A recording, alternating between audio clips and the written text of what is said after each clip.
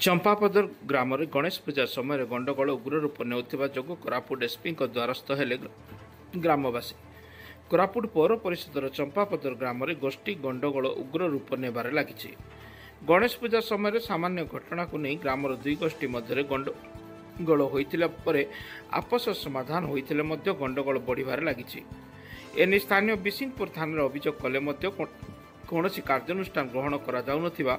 अभियोग शनिवार दिन 3 घंटा समय कोरापुट एसपी द्वारस्थ होती ग्रामवासी।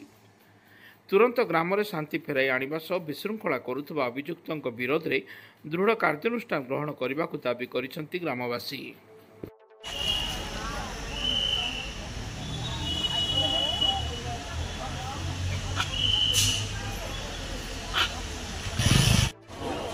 सियाड़े जो भाई बड़ी पाखरा न हो एडी अपना ओके देखो न होला केशर दलपति चंपापदर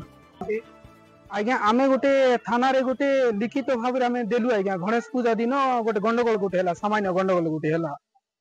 हेले आमे थाना रे देलु एफआईआर गोटे देलु थाना रे एफआईआर देबा पई से माने बुझामाना सब राजीनामा सब हला आज्ञा राजीनामा हला भीतर को आ बाटरे जाइकी ने आज्ञा से साइरो 5-6 जन आड़ी जाइकी अटैक करके मारुथिले आज्ञा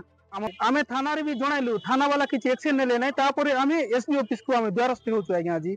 थाना वाला तो हमर बिसिंगपुर थाना वाला तो किछि एक्शन किछि नेले नै आज्ञा तेनु करी आमे इति द्वारस्थ होछु आज्ञा हमर एसपी ऑफिस को बुझबे एसपी बोली के आमे आछछु इति